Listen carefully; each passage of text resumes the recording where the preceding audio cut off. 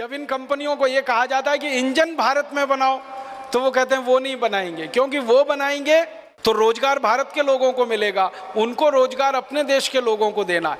तो जैसे मोटरसाइकिल वगैरह का इंजन सीधे इंपोर्ट करके आता है, इसी तरह से बड़ी बड़ी कारों के इंजन विदेशों से सीधे इंपोर्ट होके आते हैं, ट्रकों के इंजन सीधे इंपोर्ट होके आते हैं, बसों के इंजन इंपोर्ट होके आते हैं।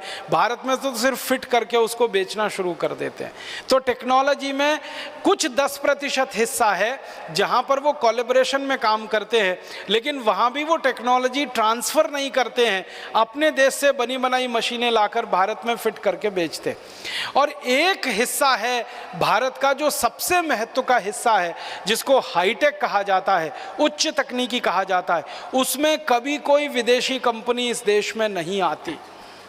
मैं आपको नाम लेके बताऊं, सैटेलाइट बनाना हाई टेक्नोलॉजी का काम है, बहुत कठिन टेक्नोलॉजी होती है, बहुत क्लिष्ट टेक्नोलॉजी होती है, बहुत कॉम्प्लिकेटेड होती है। सैटेलाइट बनाना आसान काम नहीं है, लेकिन सैटेलाइट बनाने के लिए आज तक इस देश में कोई विदेशी कंपनी नहीं आई। आपको सुनकर हैरानी होगी, भारत देश ने अपना सबसे पहला सैटेलाइट 1975 के साल में छोड़ा था, जिसका नाम था आर्यभट्ट। तो आर्यभट्ट 1975 में हमने अंतरिक्ष में छोड़ा, और उसके बाद हमारे 20 सैटेलाइट अंतरिक्ष में गए हैं, और अभी लेटेस्ट हम तो दूसरे देशों के सैटेलाइट भी अंतरिक्ष में छोड़ने लगे हैं। इतनी तकनीकी का विकास इस देश में हुआ है, ये संपूर्ण स्वदेशी पद्धति से हुआ है, स्वदेशी के सिद्धांत पर हुआ है और स्वदेशी आंदोलन की भावना के आधार पर हुआ है। इसमें वैज्ञानिकों ने काम किया है वो स्वदेशी, इसमें जो तकनीकी इस्तेमाल हुई है वो स्वदेशी, इसमें जो कच्चा माल इस्तेमाल हुआ है वो स्वदेशी, इसमें जो टेक्नीशियन लगे हैं, जो मैकेनिक लोग लगे हैं, वो सब स्वदेशी। इनको छोड़ने के लिए अंतरिक्ष में जो काम हुआ है वो भी हमारी प्रयोगशालाएं स्वदेशी, इनके नियंत्रण का काम होता है वो भी प्रयोगशालाएं स्वदेशी। तो ये सारा कुछ स्वदेशी के सिद्धांत पर आधारित है सैटेलाइट के क्षेत्र में हमारा काम। और आपको मालूम है, अब सैटेलाइट छोड़ने के क्षेत्र में भारत अमेरिका, चीन, फ्रांस, ब्रिटेन के बाद 5वें नंबर का देश हो गया है। एक ज़माने में ये देश हमको चिढ़ाया करते थे कि भारत का सैटेलाइट अपने देश में से छोड़ने की अनुमति नहीं देते थे। बहुत बार ऐसा होता था कि हम सैटेलाइट बनाते थे, दूसरे देशों से छोड़ने के लिए जाते थे, लेकिन वो नहीं मानते थे। अब तो हमने अपने देश में ऐसे स्टेशन विकसित किए हैं। श्रीहरिकोटा ऐसा ही इस देश का बड़ा विशेष केंद्र है, जहाँ से हम अंतरिक्ष में रॉकेट छोड़ते हैं, सैटेलाइट लेके जाते हैं, और दूसरे देशों के सैटेलाइट भी हमारे रॉकेट लॉन्चर से हम छोड़कर आते हैं। इतनी तरक्की और इतना विकास इस देश में हुआ पिछले 30 वर्ष में, तो सिर्फ स्वदेशी की ताकत और स्वदेशी के सिद्धांत पर हुआ है। एक और उदाहरण देता हूं, मिसाइल बनाने की जो टेक्नोलॉजी है ये संपूर्ण स्वदेशी है, भारत में विकसित हुई है। आज से 30 साल पहले भारत के पास कोई मिसाइल नहीं थी अपनी, हम विदेशी मिसाइलों पर निर्भर थे, या तो रूस की मिसाइल हमें मिले या अमेरिका हमको दे। लेकिन 30 साल से इस देश के वैज्ञानिकों ने, विशेष रूप से DRDO के वैज्ञानिकों ने रात दिन मेहनत और परिश्रम करके मिसाइल बनाने की स्वदेशी तकनीकी विकसित की। हमने 100 किलोमीटर की मार करने वाली मिसाइल बनाई, फिर 200 की, फिर 500 की, फिर 1000 की, फिर 1500 की, अभी 2000 की, अभी 2500 की, और अब 5000 किलोमीटर की मार करने वाली मिसाइल इस देश में विकसित हो गई। और जिन वैज्ञानिकों ने ये पराक्रम किया है, जिन वैज्ञानिकों ने ये परिश्रम किया है, वो सारे वैज्ञानिक बधाई के पात्र हैं। उनका हम सबको बहुत सम्मान करना चाहिए कि विदेशों से बिना एक पैसे की तकनीकी लिए हुए संपूर्ण स्वदेशी और भारतीय तकनीकी पद्धति से उन्होंने मिसाइलें बनाकर दुनिया के सामने एक आदर्श प्रस्तुत किया। जिन वैज्ञानिकों ने ये सारा पराक्रम किया, सारा परिश्रम किया, महत्व की बात उनके बारे में जो ये है कि वो सब यहीं पैदा हुए, यहीं बढ़े, यहीं पढ़े और यहीं रिसर्च किया, और इतना ऊंचा उन्होंने स्थान दुनिया के सामने भारत का स्थित करवा दिया। आप जानते हैं डॉक्टर APJ अब्दुल कलाम हमारे देश के मिसाइल का जो प्रोजेक्ट चला उसके पितामह माने जाते हैं। हिंदुस्तान के मिसाइल की तकनीक का इतना ज़्यादा स्वदेशी विकास हुआ डॉक्टर अब्दुल कलाम जैसे वैज्ञानिकों की रात दिन मेहनत और परिश्रम का है। और एक तीसरा उदाहरण देता हूँ, आज से 50 साल पहले तक सारी दुनिया भारत का नाम लेके चिढ़ाती थी कि भारत के पास कोई परमाणु बम नहीं और परमाणु बम हो भी नहीं सकता है। भारत के एक वैज्ञानिक को ये बात तीर की तरह से चुभती थी, उनका नाम था डॉक्टर भाभा, होमी जहांगीर भाभा। उनको ये तीर की तरह से चुभती थी कि भारत क्यों नहीं परमाणु बम बना सकता, दुनिया के वैज्ञानिक कर सकते हैं तो हम क्यों नहीं ये काम कर सकते। और उन्होंने सपना देखा और उनके सपने में दूसरे वैज्ञानिक एक एक करके शामिल हुए और वो वैज्ञानिकों के परिश्रम पराक्रम का कमाल देखो, उनके अभिक्रम का कमाल देखो कि भारत ने सारी दुनिया के सामने सिद्ध कर दिया कि हम परमाणु बम भी बना सकते हैं और ज़रूरत पड़ने पर उसका परीक्षण भी कर सकते हैं। और परीक्षण हमने कर दिया। आप जानते हैं सबसे पहला परीक्षण 1974 में किया श्रीमती गांधी के समय में, और उसके बाद 3 परीक्षण उसके बाद हमने किए और हमने ये परमाणु परीक्षण करके सिद्ध कर दिया कि अमेरिका या फिर फ्रांस या तो फिर ब्रिटेन या तो फिर रूस या तो फिर चीन जैसे देशों के पास जो परमाणु हथियार हो सकते हैं, वो भारत के देश के पास भी परमाणु हथियार हो सकते हैं। और परमाणु हथियार हैं हमारे पास, ये वैज्ञानिकों ने बनाकर दुनिया के सामने सिद्ध किया। इतना ही नहीं, उन परमाणु हथियारों को हम मिसाइलों पर लगाकर अंतरिक्ष में लेके जा सकते हैं और ज़रूरत पड़ने पर उनका अंतरिक्ष में उपयोग कर सकते हैं। ये सिद्धि भी हमारे वैज्ञानिकों ने अभी हासिल कर ली है और ये भी संपूर्ण स्वदेशी की ताकत पर हुआ है, संपूर्ण स्वदेशी के आग्रह पर हुआ है। और अब तो आपको एक खुशी की बात बताता हूँ, अभी तक भारत के बारे में थोड़े दिनों से ये बात चल रही थी कि भारत के पास परमाणु बम है, बहुत अच्छा है, भारत अपने परमाणु बम का उपयोग अंतरिक्ष में कर सकता है, इसकी क्षमता का अंदाज़ा भी दुनिया के देशों को लगा। लेकिन कुछ 10 साल से भारत के बारे में दुनिया के देश ये कहा करते थे कि पानी के अंदर परमाणु बम का इस्तेमाल कर सके, भारत की अभी ये क्षमता नहीं विकसित हुई है। लेकिन अभी इसी साल भारत के वैज्ञानिकों ने एक परमाणु पनडुब्बी बना के सारी दुनिया को दिखा दिया कि पानी के अंदर अरिहंत नाम की पनडुब्बी जो इस देश ने बनाई है संपूर्ण स्वदेशी है, 100% स्वदेशी है और वो पानी के अंदर जाकर परमाणु हथियार का हमला कर सकती है, किसी भी दुश्मन को नेस्तनाबूद कर सकती है।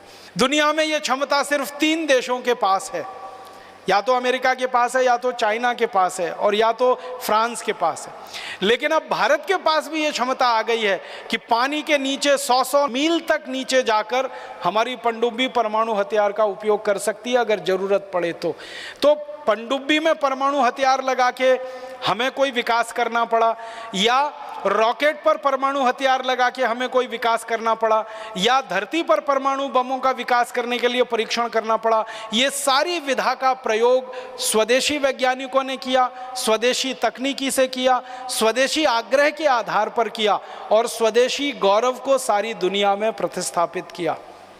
ये हाईटेक चीज़ें होती हैं, मिसाइल बनाने का काम, सैटेलाइट बनाने का काम, परमाणु बम बनाने का काम, पनडुब्बी बनाने का काम, जलयान बनाने का काम, जलपोत बनाने का काम, टैंक बनाने का काम, टैंकर बनाने का काम, तोप बनाने का काम, बंदूकें बनाने का काम, राइफल बनाने का काम, गोला बारूद बनाने का काम, ये सब चीज़ें हाईटेक होती हैं और इन सब चीज़ों में हम बहुत आगे बढ़ चुके हैं स्वदेशी के रास्ते पर।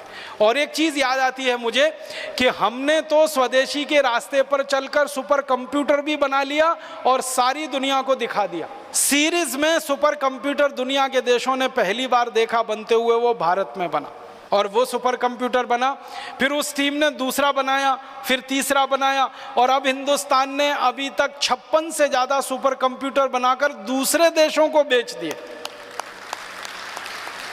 और कनाडा जैसे देशों ने हमारे सुपर कंप्यूटर खरीदे। अब तो अमेरिका हमारे सुपर कंप्यूटर खरीदने को चाहता है। कारण पता है क्या है? भारत का सुपर कंप्यूटर अमेरिका से 10 गुना सस्ता है और 100 गुना ज़्यादा स्पीड पे काम करता है। कीमत में 10 गुना कम है और सुपर कंप्यूटर की स्पीड अमेरिकन सुपर कंप्यूटर से 100 गुनी ज़्यादा है। कीमत भी कम हो, क्वालिटी भी अच्छी हो, ऐसा अद्भुत काम हमारे देश के वैज्ञानिक करके दिखा सकते हैं। तो मेरा ये कहना है, इतने सारे उदाहरण देने के पीछे एक ही कारण है, वो ये कि भारत में तकनीकी का जितना विकास हो रहा है वो सब स्वदेशी के ताकत पर हो रहा है, स्वदेशी के आग्रह से हो रहा है, स्वदेशी गौरव, स्वदेशी अभिमान के साथ हो रहा है। कोई विदेशी कंपनी हमको टेक्नोलॉजी देने नहीं आ रही है और वो कभी आएंगे भी नहीं, क्योंकि जो उनके पास लेटेस्ट टेक्नोलॉजी है उसको लाकर वो कभी भी हमको नहीं देंगे। हाँ, एक चीज़ हमें ध्यान रखनी है, कोई भी विदेशी कंपनी भारत को आकर अगर टेक्नोलॉजी देगी तो उनकी 20 साल पुरानी टेक्नोलॉजी हमको देगी, जो उनके देश में बेकार हो चुकी है, जिसका वो इस्तेमाल नहीं करते हैं, जो उनके लिए फेंकने लायक है, डंप करने लायक है, वही टेक्नोलॉजी वो हमको देंगे। वो कोई लेटेस्ट टेक्नोलॉजी हमको लाकर नहीं देने वाले। अब मैं उदाहरण से बताता हूँ। अमेरिका की बहुत सारी कंपनियों ने भारत में एक टेक्नोलॉजी लाई है जो अमेरिका में पिछले 20 साल से बंद हो चुकी है। वो टेक्नोलॉजी जानते हैं क्या है? कीटनाशक बनाने वाली टेक्नोलॉजी, पेस्टिसाइड्स बनाने वाली टेक्नोलॉजी, इंसेक्टिसाइड बनाने वाली टेक्नोलॉजी। मैं नाम लेके बताता हूँ। जो कीटनाशक अमेरिका में 20 साल पहले बंद हो चुके हैं बनना और बिकना, और उनके कारखाने उनके यहाँ बेकार हो गए। 20 साल पहले वो कारखाने चलाते थे और वो कारखाने उन्होंने लगाए थे दूसरे विश्व युद्ध में। आपको एक बहुत रोचक जानकारी बताता हूँ। ये जो कीटनाशक बनाने वाले कारखाने होते हैं और ये रासायनिक खाद बनाने वाले जो कारखाने होते हैं, urea, DAP, super phosphate, endosulfan, malathion, parathion, benzene hexachloride, chlorpyrifos, monocrotophos, dichromate, ये सारे जहरीले रसायन बनाने वाले जो कारखाने होते हैं, ये सब लगाए गए थे अमेरिका और यूरोप में जब दूसरा विश्व युद्ध शुरू हुआ था 1939 में। 1939 से 1945 के बीच में ये सारे कीटनाशक और जहरीले रसायन बनाने वाले कारखाने लगे यूरोप और अमेरिका में। क्यों? क्योंकि उस समय बम बनाने में इन सभी जहरीले रसायनों का इस्तेमाल होता था और दूसरे विश्व युद्ध में लाखों करोड़ों रुपए के बम बिके हैं, हथियार बिके हैं, ये सब आप जानते हैं। और उन हथियारों और बम के कारण 2 करोड़ से ज़्यादा लोग मरे हैं दूसरे विश्व युद्ध में, ये भी आप जानते हैं। तो ये हथियार बनाने के लिए रासायनिक सामान बनाए जाते थे, उनके कारखाने लगाए। बाद में क्या हुआ? दूसरा विश्व युद्ध खत्म हो गया, रासायनिक हथियार बिकना बंद हो गए, बम बिकना बंद हो गए, तो बम को बनाने वाला जो कच्चा माल होता था, रॉ मटेरियल, वो बिकना बंद हो गया। तो इन सब देशों ने क्या रास्ता निकाला कि जो कच्चा माल है उनके पास, रॉ मटेरियल है, वो दूसरे देशों में बेचा जाए और दूसरे देशों में उसकी खपत कराई जाए। तो दूसरे देशों में उस कच्चे माल को बेचने के लिए रासायनिक खाद और कीटनाशक बना लिए और धीरे धीरे अपने देश से उन्होंने सारा उत्पादन बंद कर दिया। आज से 20 साल पहले अमेरिका ने रासायनिक खाद और कीटनाशक के जो कारखाने बंद किए, वो सारी की सारी टेक्नोलॉजी उन्होंने भारत को उठा के दे दी और हमने वो खरीद ली। यूरोप के देशों ने हमको वो कारखाने बेच दिए, हमने खरीद लिए। तो भारत में अब जहर बनाने वाले कारखाने हैं, बेंजीन हेक्साक्लोराइड यहाँ बनता है, डीडीटी यहाँ बनता है, क्लोरोपाइरीफॉस बनता है, मोनोक्रोटोफॉस बनता है, डाइक्रोमेट बनता है। ऐसे 56 से ज़्यादा जहरीले रसायन हैं जो अमेरिका और यूरोप में बनना बंद हो चुके हैं, लेकिन वो भारत में बनते हैं। यहाँ पर उनका माल बिकता है, बेचे जाते हैं और किसानों को फंसा कर खेतों में उनको डलवाया जाता है। ये टेक्नोलॉजी विदेशों ने हमको दी है और इस टेक्नोलॉजी का जानते हैं साइड इफेक्ट कितना है। एक ही घटना सुनाता हूं, आप उससे अंदाज़ा लगाइए। 1984 में अमेरिका की एक कंपनी ने अमेरिका से अपना कारखाना उठाकर भारत में लगाया। उस कंपनी का नाम था यूनियन कार्बाइड और वो कारखाना लगा भोपाल में, और भोपाल में लगा बहुत घनी बस्ती के बीच में, जवाहर नगर में। तो वहाँ यूनियन कार्बाइड का कारखाना लग गया। उस कारखाने में उन्होंने एक जहरीला सामान बनाना शुरू किया जिसका नाम था 777 एक कीटनाशक वो बनाते थे। उसमें जहरीले रसायन और गैसों का इस्तेमाल करते थे और एक दिन वो जहरीली गैस का सिलेंडर फट गया, उसमें से हज़ारों टन जहरीली गैस निकली और भोपाल में 17,000 लोग एक ही रात में तड़प तड़प कर मर गए और 1 लाख से ज़्यादा लोग जिंदगी भर के लिए विकलांग हो गए। किसी के फेफड़े गल गए, किसी की किडनी खराब हो गई, किसी का लीवर चला गया, किसी की आंखें चली गई, किसी की सुनने की शक्ति चली गई, किसी की प्रोक्रिएशन की ताकत खत्म हो गई। ऐसी विकलांगता में 1 लाख से ज़्यादा लोग, और आने वाली पीढ़ियों पर उसका असर है, क्योंकि अभी तक भोपाल में बच्चे पैदा होते हैं, इस दुर्घटना के बाद वो विकलांग पैदा होते हैं, जबकि इस घटना को 25 साल से ज़्यादा गुजर गए। तो ये टेक्नोलॉजी आई हमारे देश में अमेरिका से, जो उनके यहाँ काम में नहीं आती, रिजेक्ट हो गई है, रिडेंडेंट है, वो टेक्नोलॉजी लाकर उन्होंने भारत में स्थापित की और इतनी बड़ी दुर्घटना हुई। मुझे दुख और अफसोस इस बात का है कि यूनियन कार्बाइड का जो एक कारखाना भोपाल में था जिससे इतनी बड़ी दुर्घटना हुई, ऐसे 56 से ज़्यादा कारखाने भारत में अलग अलग स्थानों पर लगे हुए हैं। अमेरिका और यूरोप की देशों की लाई हुई रद्दी से रद्दी तकनीकी उसमें इस्तेमाल की जा रही है और जहर का उत्पादन किया जा रहा है, और ये जहर भारत के किसानों को बेचा जा रहा है। किसान उसको खेत में डाल रहे हैं, खेत में से वो गेहूं, चावल, चने, दाल में आ रहा है, फिर वो हमारे शरीर में आ रहा है, फिर उसको खाकर हमारे शरीर में 20 किस्म की बीमारियां हो रही हैं। इतनी रद्दी और घटिया टेक्नोलॉजी यूरोप और अमेरिका से हमारे देश में आती है, ये हमें ध्यान देना चाहिए। वो हाई टेक्नोलॉजी हमको नहीं देते, जो टेक्नोलॉजी उनके यहाँ बिल्कुल काम की नहीं है, कबाड़ की है, उसको उठाकर भारत को बेच देते। इसी तरह से और एक उदाहरण बताऊं, अमेरिका की कुछ कंपनियों ने भारत में रेफ्रिजरेटर बेचना शुरू किया है। आप जानते हैं कि ये रेफ्रिजरेशन की जो टेक्नोलॉजी है, ये हमारे पर्यावरण को बहुत ज़्यादा प्रदूषित करती है और हमारी जो ओजोन लेयर है, जो हमारी सुरक्षा के लिए भगवान ने हमको दे रखी है, उसको ख़त्म करती है। तो जो रेफ्रिजरेटर बनाना अमेरिका, यूरोप ने 15-20 साल पहले बंद कर दिया, वो टेक्नोलॉजी लेकर उनकी कंपनियाँ भारत में आई हैं और वही रेफ्रिजरेटर बेच रही हैं जो 20 साल पहले उनके देश में बंद हो चुके। इसी तरह से और भी कई क्षेत्र में केमिकल टेक्नोलॉजी के फील्ड में बहुत सारी तकनीकी उन्होंने लाके हमारे देश को देना शुरू किया है।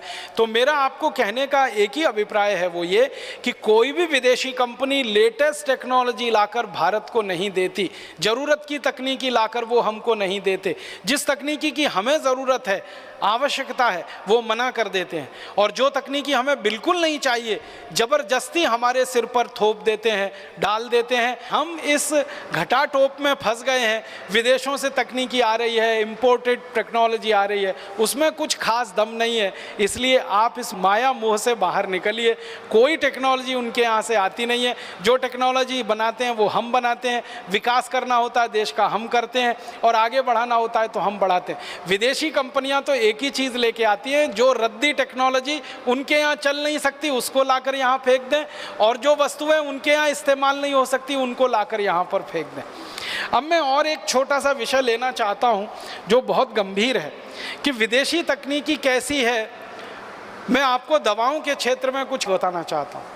चिकित्सा के क्षेत्र में, दवाओं के क्षेत्र में अक्सर हमको ये सुनने को मिलता है कि बड़ी बड़ी विदेशी कंपनियां आ रही हैं, बहुत सारी दवाएं बनाकर ला रही हैं, उन दवाओं को भारत में बेचा जा रहा है। हमको ऐसा लगता है कि ये दवाएं बहुत हाई टेक हैं, हाई क्वालिटी हैं।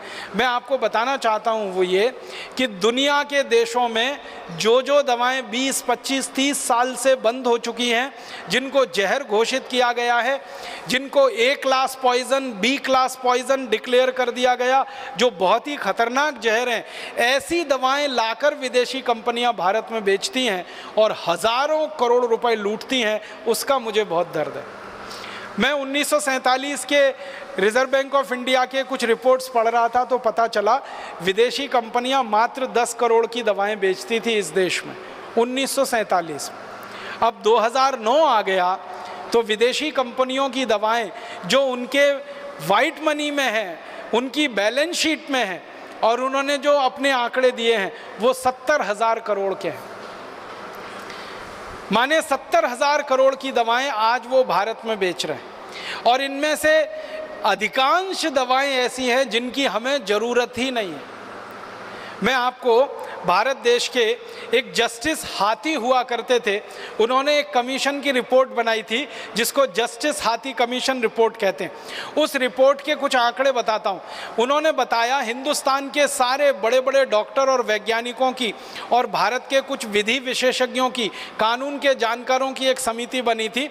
उस समिति ने अपनी रिपोर्ट दी जिसके अध्यक्ष थे जस्टिस हाथी। उन्होंने बताया कि भारत में जितनी बीमारियाँ हैं उन सारी बीमारियों को ठीक करने के लिए एलोपैथी की मात्र 117 दवाओं की ज़रूरत है, मात्र 117। लेकिन मुझे दुख है ये कहते हुए कि हमारे देश में इस समय एलोपैथी की 84,000 दवाएं बिक रही हैं, ज़रूरत सिर्फ 117 दवाओं की है। कितना बड़ा अत्याचार और अन्याय इस देश पर हो रहा है। वर्ल्ड हेल्थ ऑर्गेनाइजेशन के बारे में भी बात करता हूं। WHO कहता है कि भारत की सभी बीमारियों का इलाज करने के लिए 250 अधिक से अधिक दवाओं की ज़रूरत है, कम से कम 117, अधिक से अधिक 250, और इस देश में 84,000 दवाओं के फॉर्मुलेशन बिक रहे हैं जो बिल्कुल बेकार हैं, आपके किसी काम के ही नहीं है। आपको मालूम ही नहीं है कि जो दवा आप खा रहे हैं किसी डॉक्टर के प्रेस्क्रिप्शन पर लिखी हुई, वो दवा आपके काम ही नहीं आने वाली है। और इससे भी ज़्यादा दुख और अफसोस है कि जो काम नहीं आए दवा, वहाँ तक तो समझ में आता है, जो दवा आपके शरीर को हानि पहुँचाए, दुष्परिणाम करे, ऐसी खतरनाक दवाएं भी हम खा रहे हैं इन विदेशी कंपनियों के द्वारा जो बेची जा रही। कुछ दवाओं के नाम लेके बताता हूँ। दवाओं की संख्या अब तक जो हमारे पास आ पाई है, हमने अभी तक 5,000 दवाओं को लिस्ट किया है। 5,000 हैं, 84,000, ध्यान रखिएगा, 84,000 दवाएं बाजार में हैं। इनमें से सिर्फ 117 काम की हैं, बाकी सब बेकार हैं। जो बेकार की दवाएं हैं उनमें से 5,000 को अभी तक लिस्ट कर पाए हैं, सूची बना पाए हैं।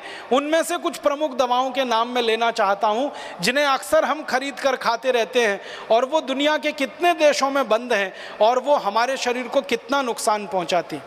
एक दवा है जो बहुत ज़्यादा इस देश में इस्तेमाल होती है, ऑक्सीफन बूटाजोन। एक दवा है फिनाइल बूटाजोन। एक दवा है उसका नाम है एक्टिमाल। एक दवा उसका नाम है एल्जीरियल। एक दवा है उसका नाम है बूटा कार्डिडान। एक दवा है बूटा प्रॉक्सीवॉन। ये 7 दवाएं हैं जो ब्रिटेन में, पश्चिमी जर्मनी में, फ्रांस में, इटली में, फिनलैंड में, अमेरिका में, ऑस्ट्रेलिया में, न्यूजीलैंड में, मलेशिया में, इजराइल में, जॉर्डन में, और हमारे पड़ोसी बांग्लादेश में भी बंद है। बांग्लादेश में बंद हैं ये 7 दवाएं जिनके नाम मैंने, और 20 साल से बंद हैं, आज से नहीं 20 साल से बंद है। बांग्लादेश भी जिन दवाओं को बिकने नहीं देता अपने यहाँ, इजराइल जैसा देश बिकने नहीं देता, जॉर्डन जैसा देश बिकने नहीं देता, फिनलैंड में, ऑस्ट्रेलिया, न्यूजीलैंड में, मलेशिया में वो दवाएं नहीं बिकती, America, Japan, Italy, Sweden, Germany में कहीं नहीं बिकती, वो भारत में धड़ल्ले से बिक रही हैं ये 7 दवाएं। और इनके दुष्परिणाम क्या हैं? वैज्ञानिकों का कहना है कि इस दवा की थोड़ी सी खुराक, 3 या 4 खुराक ही काफ़ी है कि आपकी अंतड़ियों में घाव हो जाए। इन दवाओं को लेने से रक्त का कैंसर होने की पूरी संभावना होती है। और अब तक हिंदुस्तान में 15,000 से ज़्यादा लोगों की मौत हो चुकी है इन दवाओं को खा के। लेकिन ये दवाएं धड़ल्ले से बिक रही हैं, विदेशी कंपनियों के नीचे बेची जा रही। इसी तरह से मैं और बताता हूँ। एक दवा है इस देश में, उसका नाम है ऑक्सीपोज। एक दवा है उसका नाम है सुग्रिल। एक है ऑक्सीजोन, एक है पैराबूटाजोन, एक है क्यूलोकिनोल, एक है एम्बिक्विनोल, एक है एलिकिन, एम्बिजाइन फोर्ट, एमिक्योर, एमिक्विल और एमिजील प्लस। ये सारी दवाएं, ये करीब 7-8 दवाएं हैं। जापान में बंद है, नॉर्वे में बंद है, स्वीडन में, जर्मनी में, डेनमार्क में, नेपाल जैसे देश में ये दवा बंद है, फिलीपींस में बंद है, स्पेन में, फ्रांस में, श्रीलंका में, और भारत में धड़ल्ले से बिक रही है। इन दवाओं का दुष्परिणाम क्या है? पैर में लकवा मार सकता है, शरीर में लकवा मार सकता है, आप अंधे हो सकते हैं, अंधे होने का खतरा बना रहता है, और 10,000 से ज़्यादा लोग इन दवाओं को खाकर लंगड़े और अंधे हो चुके हैं, फिर भी धड़ल्ले से ये बिक रहे। इसी तरह से एक दवा है एनल्जिन, आप खूब अच्छे से नाम सुनते हैं, एनल्जिन, फिर बैरालगन, फिर बूटाजोन, फिर वुस्कापान, फिर बूटालजिन, फिर फारजेसिक, फिर मालार्जिन, ऑक्सीपोज, सिनालजेसिक। ये दुनिया के 20 देशों में बंद हैं, भारत में धड़ल्ले से बिक रहे। इन दवाओं का क्या है कि जो श्वेत रक्त कणिकाएं हैं, इनके बनने की गति को ये दवाएं इतना धीमा कर देती हैं कि मरने की तैयारी हो जाती है आदमी की। मांसपेशियों की संरचना में भयंकर विकार उत्पन्न कर देती हैं, और इसका व्यक्ति सेवन करके अंत में मर ही जाता है, मृत्यु को प्राप्त हो जाता है। लगभग 5,000 दवाएं हैं जो भारत में अनेक विदेशी कंपनियां धड़ल्ले से बेच रही हैं, और इसका व्यापार करके हजारों करोड़ लूट रहे हैं। एक दो नहीं, 70,000 करोड़ रुपए वो लूट रहे। और महत्व की बात यह है कि हाथी कमीशन ने जो 117 दवाओं को जरूरी दवाएं बताया था, आवश्यक दवाएं बताया था, उनमें से कोई भी विदेशी कंपनी उत्पादन नहीं करती उनको। आपको सुन के हैरानी होगी कि जो 117 जरूरी दवाएं हैं, आवश्यक हैं, उनका उत्पादन सब स्वदेशी कंपनियां करती हैं, भारतीय कंपनियां करती हैं, हमारी कंपनियां उनका उत्पादन करती हैं। विदेशी कंपनियों को उत्पादन करने में कोई इंटरेस्ट नहीं है। कारण क्या है? उन 117 दवाओं के कीमतें ज़्यादा नहीं रख सकते, सरकार उस पर कई बार कंट्रोल कर लेती है, जनहित में सरकार उनको जो है ना ऑर्डर डाल देती है। तो विदेशी कंपनियों को थोड़े मुनाफे में संतोष नहीं है, ज़्यादा मुनाफा उनको उन्हीं दवाओं में मिलता है जो सरकार के कंट्रोल के बाहर हैं। तो जितनी भी बेकार की दवाएं हैं वो कंट्रोल के बाहर हैं, इसलिए उनको बना के ये धड़ल्ले से बेचते हैं और बहुत मुनाफा कमाते हैं। मैं माताओं बहनों के लिए एक विशेष बात कहना चाहता हूँ। कई विदेशी कंपनियां हमारे देश की माताओं बहनों के लिए गर्भ निरोधक उपाय बेचती हैं। कॉन्ट्रासेप्टिव्स पिल्स के रूप में बेचे जाते हैं, गोलियों के रूप में बेचे जाते हैं, और उनके कुछ अलग अलग नाम है। नॉरप्लेंट है, डिपो-प्रोवेरा है, फिर आई पिल है, फिर ई पिल है। ऐसी करके माताओं के बहनों के लिए कॉन्ट्रासेप्टिव्स बेचे जाते हैं। और मैंने जब इनके बारे में जानने की कोशिश की और इसके बारे में दुनिया भर से आंकड़े निकाले तो मुझे इतना दुख हुआ, तकलीफ हुआ कि जिन देशों की ये कंपनियां हैं उन देशों की माताओं बहनों को वो कभी नहीं बेचते, भारत में लाकर वो बेच रहे हैं। जैसे हमारे देश में माताओं बहनों के लिए डिपो-प्रोवेरा नाम का एक तकनीक है जो इन्होंने बनाई है कॉन्ट्रासेप्शन के लिए, गर्भ निरोधन के लिए। वो अमेरिका की कंपनी है, कंपनी का नाम है अपजॉन। ये कंपनी को अमेरिका की सरकार ने बंद किया हुआ है, बैन किया हुआ है कि वो डिपो-प्रोवेरा को अमेरिका में नहीं बेच सकते, तो उन्होंने नहीं बेचा। और डिपो-प्रोवेरा का उत्पादन करके वो भारत में ले आए, भारत सरकार से उन्होंने एग्रीमेंट कर लिया, अब यहाँ धड़ल्ले से बेच रहे हैं। ये इंजेक्शन के रूप में भारत की माताओं को दिया जा रहा है और भारत के बड़े बड़े हॉस्पिटल्स के डॉक्टर ये इंजेक्शन्स माताओं बहनों को लगा रहे हैं। परिणाम क्या हो रहा है? ये माताओं बहनों को ज़्यादातर माहवारी का जो चक्र है, मासिक चक्र है, वो पूरा बिगाड़ देता है ये डिपो-प्रोवेरा, और अंत में उनके गर्भाशय में कैंसर कर देता है और उन माताओं बहनों की मौत हो जाती है। कई बार माताओं बहनों को पता ही नहीं चलता कि वो किसी डॉक्टर के पास गए थे, डॉक्टर ने उनको वो इंजेक्शन लगा दिया डिपो-प्रोवेरा का, बताया नहीं उनको, और उनको कैंसर हुआ और वो मर गए। बिना बताए हमारी माताओं बहनों के ऊपर परीक्षण इस दवा का किया गया और बिना बताए पूरे देश में इसको धड़ल्ले से बेचा जा रहा है। पता नहीं कितने लाख, कितनी करोड़ माताओं बहनों को ये लगवा दिया गया और उनकी ये हालत हो रही है।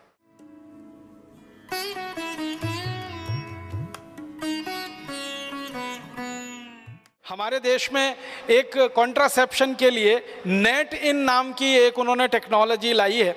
स्टीरॉइड के रूप में ये माताओं को दिया जाता है, कभी इंजेक्शन के रूप में दे देते हैं, कभी गोलियों के रूप में दे देते हैं, और इससे अक्सर हमारी माताओं बहनों को गर्भपात हो जाते हैं और उनके जो पीयूष ग्रंथि के हार्मोन का सिक्रीशन है वो पूरी तरह से डिसबैलेंस हो जाता है, असंतुलित हो जाता है, और माताएं बहनें बहुत परेशान होती हैं जिनको ये नेट इन दिया जाता है।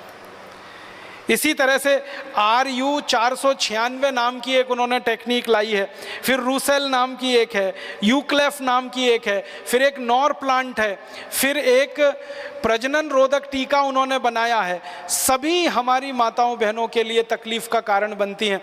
उनमें एक बहुत बड़ी तकलीफ ये आती है कि ये जितने भी कॉन्ट्रासेप्शंस की चीज़ें माताओं बहनों को दी जाती हैं, यूट्रस की, गर्भाशय की मांसपेशियाँ एकदम ढीली पड़ जाती हैं, पूरा मासिक चक्र उनका गड़बड़ा जाता है। अक्सर माताएं बहनें मासिक समय में बेहोश हो जाती हैं, इतना दर्द होता है उनके शरीर में, लेकिन उनको ये मालूम नहीं होता कि उनको वो कॉन्ट्रासेप्टिव दिया गया, उसके कारण ये हो रहा है। और हज़ारों करोड़ रुपए की लूटमार इस देश में विदेशी कंपनियों के द्वारा हो रही है इन कॉन्ट्रासेप्टिव चीज़ों को बेचकर। एक दो चीज़ और मैं आपको बताना चाहता हूँ कि आप अपने घर में अक्सर मच्छर मारने वाली दवाएँ इस्तेमाल करते हैं, अलग अलग नामों से बाज़ार में बिकती हैं। कोई जो है लिक्विड फॉर्म में आती है, आप उसको लगा देते हैं, कोई तो टिकिया के फॉर्म में आती है, आप उसको इस्तेमाल करते हैं, कोई तो कॉइल के फॉर्म में आती है, आप उसको इस्तेमाल करते हैं। कॉइल के रूप में मच्छर मारने वाली कोई भी दवा इस्तेमाल करें, टिकिया के रूप में इस्तेमाल करें या लिक्विड के रूप में इस्तेमाल करें, उनमें जो इस्तेमाल होने वाला केमिकल है वो डी एथिलीन है, वो मेल्फोक्विन है और वो फॉस्फीन है। ये 3 खतरनाक केमिकल हैं जो इस्तेमाल होते हैं, और ये तीनों केमिकल यूरोप और अमेरिका के 56 देशों में बंद है और 20 साल से बंद है। हम हमारे घर में छोटे छोटे बच्चों के ऊपर वो लगा के छोड़ देते हैं। मैंने कई घरों में देखा 2 महीने के 3 महीने के छोटे छोटे बच्चे सो रहे हैं और उनके नज़दीक में वो कॉइल जल रहा है जिसका धुआं नाक के रास्ते से बच्चे के फेफड़े में उतर रहा है। वैज्ञानिकों का ये कहना है कि ये मच्छर मारने वाली दवाएं अंत में मनुष्य को मार देती हैं। कई बार क्या होता है, मच्छर तो इनसे मरते नहीं हैं, मनुष्य मर जाते हैं जिनके लिए ये दवाएं इस्तेमाल हो रही। और ज़्यादातर इन दवाओं का व्यापार, डी एथिलीन का व्यापार, फॉस्फीन का व्यापार हिंदुस्तान में विदेशी कंपनियों के कंट्रोल में है और वो अंधाधुंध केमिकल इंपोर्ट करके लाके बेच रहे हैं और भारत की कुछ स्वदेशी कंपनियां भी बनाकर उनको बेच रही हैं। तो आप जरा सोचिए, आपकी सुरक्षा के लिए, आत्मरक्षा के लिए आप कम से कम ये चीज़ें इस्तेमाल करना बंद करिए। फिर आप बोलेंगे मच्छर तो हैं, उनका तो क्या उपाय है? सबसे अच्छा उपाय है मच्छरदानी लगा के सोइए। स्वदेशी है, सस्ती है, क्वालिटी में अच्छी है, सारे देश में उत्तर से दक्षिण पूरब से पश्चिम मिलती है और कोई साइड इफ़ेक्ट नहीं है, कोई एक्सपायरी डेट नहीं है, एक बार खरीदी तो 20-25 साल चलेगी। और तरह तरह की मच्छरदानियाँ आने लगी हैं। अब तो वो डंडे वाली ज़रूरत नहीं है, एक हुक में लटका दीजिए वो आती है, आप ऐसे खोल के सो जाइए आती है, नहीं तो चादर की तरह से ओढ़ के सो जाइए, कुछ नहीं कर सकते। तो ये मच्छर मारने वाली दवा से तो अच्छी है। मच्छर मारने वाली दवाएं खरीदें, विदेशी कंपनियों को मुनाफा दें, उससे अच्छी अपनी मच्छरदानी है। और आप चाहें तो एक छोटा प्रयोग और करके देख सकते हैं। नीम होता है ना, नीम का तेल बाज़ार में मिलता है, तो नीम का तेल ऐसे जलाएं दीपक के रूप में। एक दीपक ले लें, उसमें रुई की बाती बनाएं, नीम का तेल जला के दीपक को रख दें। वो दीपक जितनी देर जलेगा एक भी मच्छर कमरे में नहीं आएगा। इतना सस्ता और सरल उपाय। नीम का तेल बाजार में 30-40 रुपए लीटर मिलता है। 1 लीटर तेल खरीदेंगे, बड़े आराम से 3-4 महीने चलता है। और दूसरा एक तरीका है, गाय के गोबर से बनी हुई अगरबत्ती और गाय के गोबर से बनी हुई धूप बत्तियाँ भी बाज़ार में अब आ गई हैं। कई गौशालाएं उनको बनाती हैं, उनको जलाकर आप सो जाइए, वो भी मच्छर को भगाती हैं और क्वालिटी में मच्छर अगरबत्ती से अच्छी। अगर गाय के गोबर की अगरबत्ती धूप बत्ती जलाएंगे तो पैसा किसी गौशाला को मिलेगा और उससे गाय की रक्षा होगी, और गाय की रक्षा के बाद अंततः देश की ही रक्षा होने वाली है।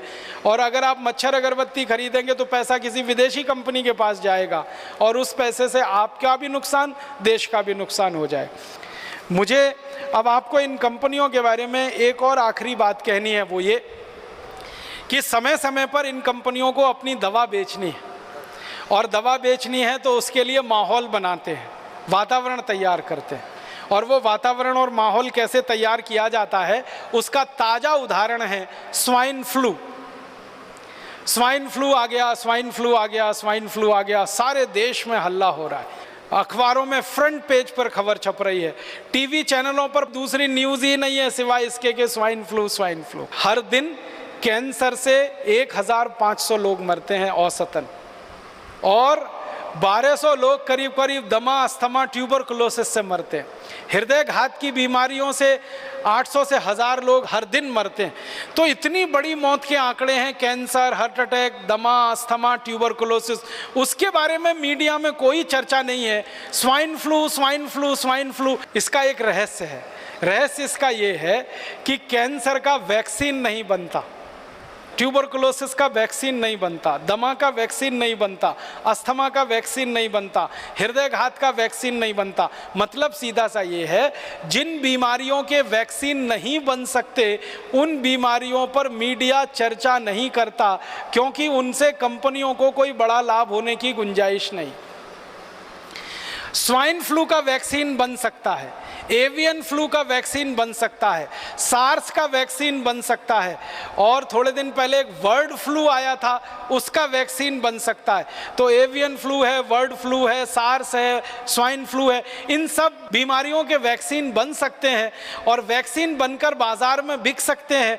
और इसमें विदेशी कंपनियों को मुनाफा बहुत भयंकर है, इसलिए मीडिया में ये सारी खबरें बाकायदा प्रायोजित तरीके से दिया जाती हैं, छपवाई जाती हैं, बनवाई जाती हैं। एक अमेरिकन कंपनी है, वो स्वाइन फ्लू की दवा बनाती है, टेमी फ्लू, और जानकारी ये मिली है कि टेमी फ्लू दवा को बनाते समय वायरस जो है अनकंट्रोल्ड हुआ, नियंत्रण के बाहर हुआ और उसने स्वाइन फ्लू को फैलाना शुरू किया सारी दुनिया।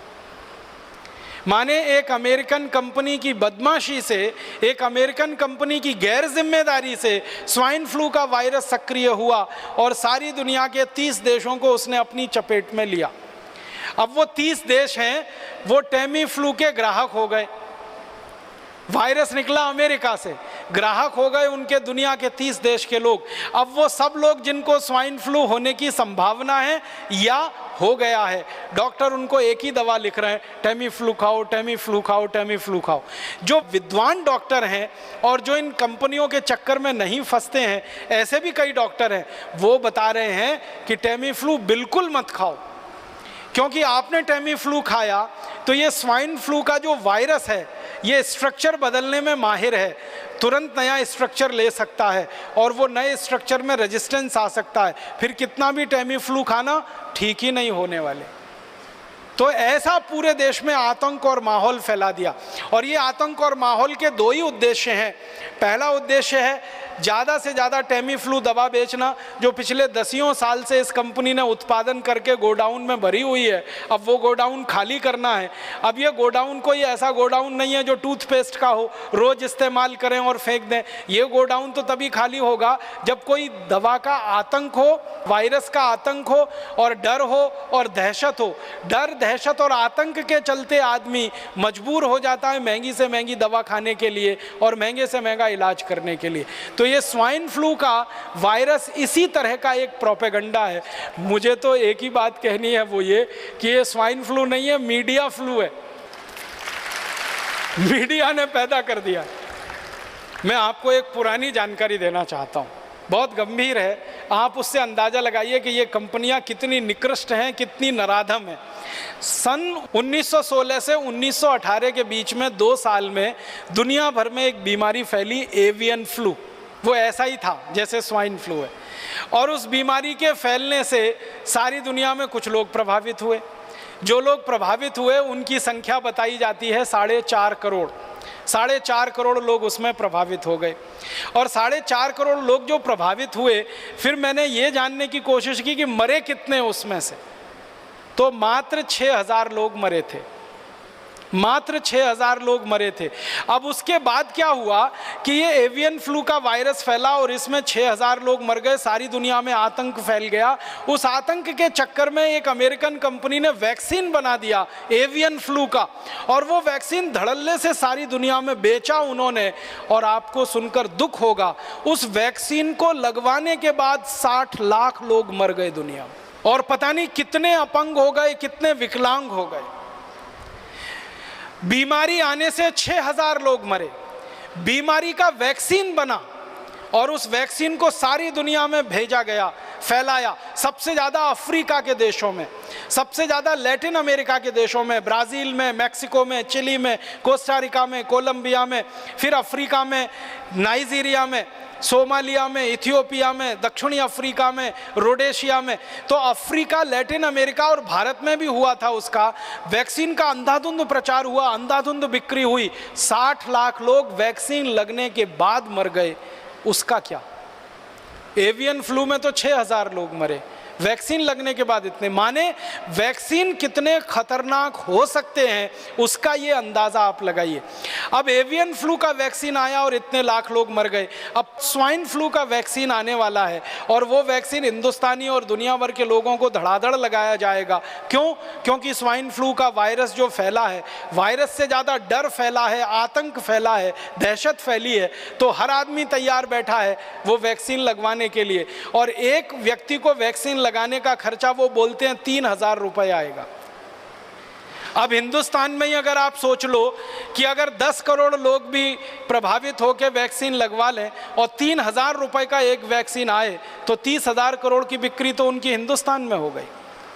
अफ्रीका में, लैटिन अमेरिका के देशों में अगर हो जाए, हज़ारों करोड़ का माल बेचेगी एक कंपनी, और इस कंपनी के पास पेटेंट है 20 साल तक, तो कोई दूसरी कंपनी उस वैक्सीन को बना के नहीं बेच सकती 20 साल तक।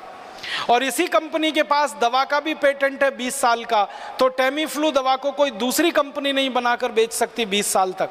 तो 20 साल तक एक ही अमेरिकन कंपनी की मोनोपोली रहेगी, और उस मोनोपोली पर हज़ारों करोड़ रुपए वो लूटेंगे लोगों के दिलो दिमाग में। इसलिए स्वाइन फ्लू का दहशत, आतंक और डर बिठाया जा रहा है। मैं एक आखिरी बात कह के ख़त्म करूँगा कि हम इस बात को याद रखें, इतिहास में हमसे एक गलती हो गई थी। जहांगीर नाम का एक राजा था, उसने एक विदेशी कंपनी को इस देश में लाइसेंस दे दिया था व्यापार करने का। परिणाम ये हुआ कि जिस कंपनी को जहांगीर ने बुलाया था, उसी कंपनी ने जहांगीर को गद्दी से उतरवा दिया, और वो कंपनी इस देश की मालिक हो गई थी, और 250 साल ये देश उसका गुलाम हो गया। उस एक ईस्ट इंडिया कंपनी की गुलामी से आज़ादी पाने के लिए 6,32,781 शहीदों को कुर्बानी देनी पड़ी। भगत सिंह, ऊधम सिंह, चंद्रशेखर, आशफाकुल्ला, राम प्रसाद बिस्मिल, तात्या टोपे, अजीमुल्ला, ऐसे 7,32,781 शहीद कुर्बान हो गए। और 4.5 करोड़ से ज़्यादा हिंदुस्तानियों को परोक्ष रूप से कुर्बानी देनी पड़ी, जो अंग्रेज़ों की नीतियों के कारण भूख से मर गए, अकाल से मर गए, और अंग्रेज़ों की गोलियां, लाठियां खाकर मर गए, अंग्रेज़ों के अत्याचार से मर गए। बहुत कीमती है ये आज़ादी। एक विदेशी कंपनी के चक्कर में हमने इसको गंवा दिया था। अब दोबारा हम इस आज़ादी को गंवा नहीं सकते, क्योंकि जिस ईस्ट इंडिया कंपनी ने हमको लूटा, सारी दुनिया का कंगाल और भिखारी देश हमको बना दिया। अंग्रेज़ों की ईस्ट इंडिया कंपनी आई नहीं होती तो ये अंग्रेज़ कहते हैं कि सारी दुनिया का समृद्धशाली देश भारत था, सारी दुनिया का सर्वोच्च शिखर पर बैठा हुआ देश भारत था। एक अंग्रेज, मैकॉले का एक वाक्य पढ़कर सुनाना चाहता हूँ। वो कहता है कि अंग्रेज़ों के आने के पहले, ईस्ट इंडिया कंपनी के आने के पहले के भारत के बारे में वो कह रहा है, I have travelled across the length and breadth of this country India and I have not seen one person who is a beggar, who is a thief. Such wealth I have seen in this country, such high moral values, people of such caliber, that I do not think we could ever conquer this country unless we break the very backbone of this country, which is her spiritual and cultural heritage. And therefore I propose that we replace her old and ancient education system, her culture. For the Indians think that all that is foreign is good and greater, and that there is own. They will lose their self-esteem, their native culture, and they will become what we want them, a truly dominated nation. ये Macaulay कह रहा है कि भारत में आया, एक भी जगह उसने किसी भिखारी को नहीं देखा, एक भी जगह किसी चोर को नहीं देखा, क्योंकि किसी को भीख मांगने की ज़रूरत नहीं थी, चोरी करने की ज़रूरत नहीं थी। बहुत धन संपन्न देश ये था, बहुत पैसे वाला ये देश था। 33% निर्यात करता था, 27% से ज़्यादा आमदनी सारी दुनिया की हमारे पास थी, 40% से ज़्यादा उत्पादन पूरी दुनिया में हम अकेले करते थे। इतना पैसे वाला, समृद्धशाली, संपन्न देश था, उस एक ईस्ट इंडिया कंपनी ने कंगाल और भिखारी देश बना दिया। अब 5000 विदेशी ईस्ट इंडिया कंपनियां आज इस देश में हैं। देश का आने वाला समय कैसा होगा, इस अंदाजे को मन में रखकर आप तैयार होइए, संकल्प करिए, और इस देश में फिर से एक बड़ा आंदोलन शुरू करिए, स्वदेशी का, स्वराज्य का, अपने देश की आज़ादी को बचाने का, अपनी स्वतंत्रता को बचाने का, अपने स्वराज्य और स्वतंत्रता को पूर्ण रूप से स्थापित कराने का।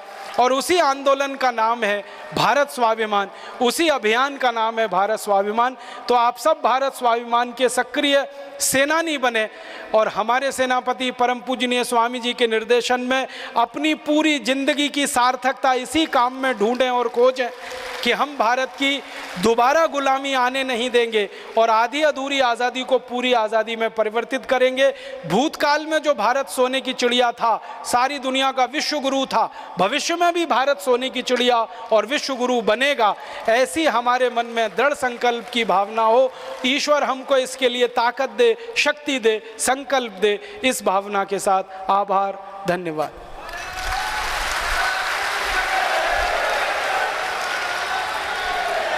तो ये वो चिंतन था जो हमें इस देश के आम जन को और अंतिम जन को देना है और ये समझाना है कि जब भारत गुलाम था तब जो लूटा सो तो लूटा। उस समय करीब हमने 450 लाख करोड़ रुपए अपने देश के लूटते देखे। अपने देश की वो इतनी बड़ी पूंजी लूट करके लेके गए कि आज वो दुनिया की सबसे बड़ी ताकत बन के बैठे हैं, हमें आंख दिखाते हैं। लेकिन उसके बाद कोई कम अत्याचार नहीं हुआ हम पर। आज़ादी के लगभग इन 63 वर्षों में 62 वर्षों का जो आंकड़ा हमारे सामने है वो यह है कि भ्रष्टाचार करके देश का करीब 100 लाख करोड़ रुपए से ज़्यादा अपने ही वतन के लोगों ने लूटा। और व्यापार करके एक भ्रष्टाचार उससे करीब 100 लाख करोड़ रुपए से ज़्यादा देश का लूटा। दूसरा व्यापार करके देश को लूटा। अभी आज एक वर्ष में विदेशी कंपनियां अपने देश से करीब 2,32,000 करोड़ रुपए लूट के लेके जा रही हैं। यदि हम 2,32,000 करोड़ रुपए का औसत निकालें और जो हम अपनी गलत नीतियों के कारण से देश का वैभव लूटने दे रहे हैं वो अलग बात है।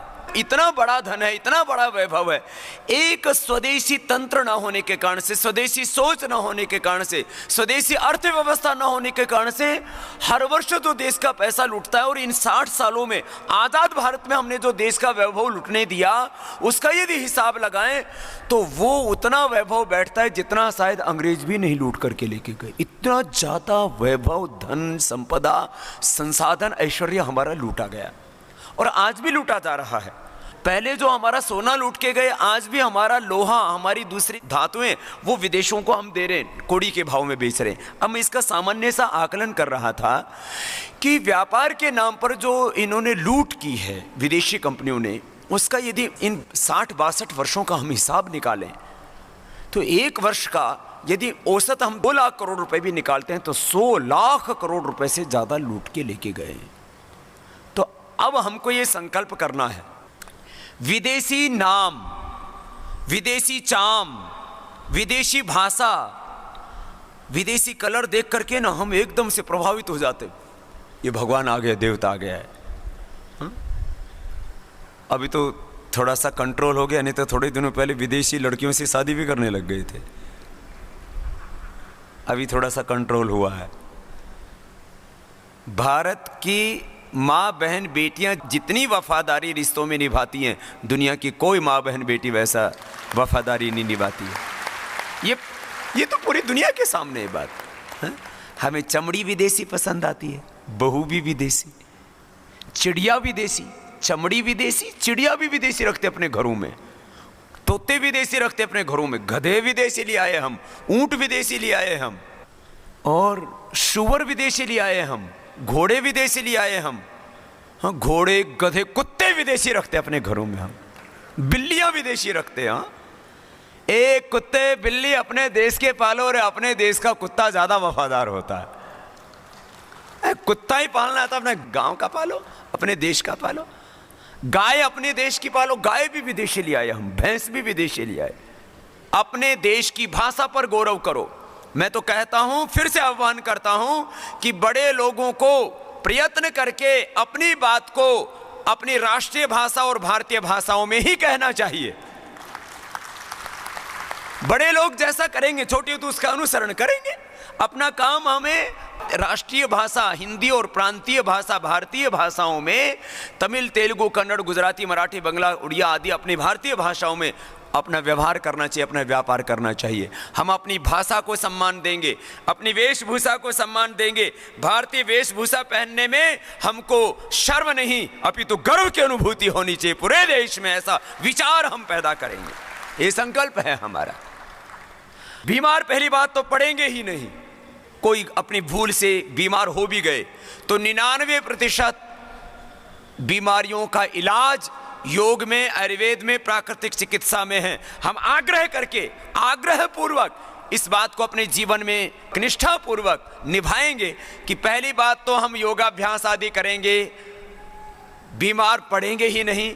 और यदि किसी भूलवश हम बीमार भी हो गए तो हम अपनी भारतीय चिकित्सा पद्धति से ही, भारतीय भेषज से ही अपना इलाज कराएंगे। ऐसा भी हमें आग्रह रखना है। भेषज भी भारतीय, भाषा भी भारतीय, भाव भी भारतीय, भूषा भी भारतीय, ये भोजन अपना भारतीय होगा, ये भजन भी भारतीय होगा, ये क्या बोलते हैं डिस्को और क्या धुड़ुम धुड़ुम करते रहते हैं ये सब। अभी तो क्या हो गया, WHO जो है वो एक तरह से दवा कंपनियों का एजेंट हो गया है। दवा कंपनियों का एजेंट का काम कर रहा है कमोबेश WHO। करीब 50 लाख करोड़ रुपए का व्यापार जो करते हैं। हम योग और आयुर्वेद पर आगे इतना अनुसंधान करें, देश के लोगों का थोड़ा सहयोग यदि हमें मिला तो पूरी दुनिया में एक ऐसी नई चिकित्सा पद्धति विकसित कर देंगे कि पूरी दुनिया के लोग उससे आरोग्य पाएंगे। योग से, आयुर्वेद से, नेचर से, प्रकृति से, निर्दोष पद्धति। दुनिया के 650 करोड़ लोगों को हम आरोग्य देंगे, आध्यात्मिक मार्गदर्शन देंगे और फिर से वापस पूरी दुनिया, भारत जिन मूल्यों और आदर्शों पर चलता रहा और विश्व का मार्गदर्शन नेतृत्व करता रहा, भारत को उसी स्वर्ण युग में पुनः ले जाना है। भारत का वैभव और अपनी आंखों के सामने माँ भारती का यह वैभव लौटे, हम अपनी आंखों से माँ भारती का खोया हुआ अतीत का गौरव देख पाएं, ऐसा हमको भारत बनाना है। स्वदेशी का पूर्ण आग्रह है। चिकित्सा में, शिक्षा में, शासन में, न्याय में, अर्थव्यवस्था में स्वदेशी का पूर्ण आग्रह हमको रखना है और ऐसा भारत बनेगा। आइए एक बार फिर से हृदय की संकल्प को दोहराते हैं और ये पूरा जो षड्यंत्र चल रहा है, इस षड्यंत्र के खिलाफ एक आवाज हम पूरे देश में उठाएंगे, देश को जगाएंगे और देश का, गांव का आम आदमी, अंतिम आदमी भी जागेगा, मध्यम वर्ग का व्यक्ति भी जागेगा और हर देशभक्त के भीतर से जब ये आवाज उठेगी कि अब मैं देश को लुटने नहीं दूंगा, देश का मैं गद्दार नहीं, देश का वफादार मैं सिपाही हूं, मुझे अपने इस भारत को बचाना है, बस स्वदेशी को अपनाना है, जागने का वक्त आ गया। चलिए झूमते हुए गाते हैं और ये संदेश जन जन तक हम लेकर के जाएंगे और बहुराष्ट्रीय कंपनियों का जो षड्यंत्र है, इस षड्यंत्र का पर्दाफाश करेंगे, देश के लोगों के बीच में यह आवाज हम गूंजने देंगे। जागने का वक्त आ गया, हाँ जागने का वक्त आ गया, जागने का वक्त आ गया, जागने का वक्त आ गया। देश की मिट्टी से हमने जन्म पाया है, ये जीवन यदि इस वतन के काम आता है, इससे बड़ा और सौभाग्य जीवन का कुछ नहीं हो सकता। आइए गाते हैं। खून है स्वदेश के लिए, आन है स्वदेश के लिए, आबरू का ये सवाल है, जान है स्वदेश के लिए, आबरू का ये सवाल है, जान है स्वदेश के लिए। गरजता तूफान आज इन दिलों में उठ गया, गरजता तूफान आज इन दिलों में उठ गया, जो झकोर कर जगा गया, जगा गया, हाँ जागने का वक्त आ गया, जागने का वक्त आ गया। मौत की चुनौतियों को सुन, जिंदगी कभी नहीं रुके, मौत की चुनौतियों को सुन, जिंदगी कभी नहीं रुके, काल की कराल शक्ति से जिंदगी कभी नहीं झुके, काल की कराल शक्ति से जिंदगी कभी नहीं झुके। जो जवान देश के लिए शहीद हो गया, जो जवान देश के लिए शहीद हो गया, मौत को वही झुका गया, झुका गया, हाँ जागने का वक्त आ गया, जागने का वक्त आ गया।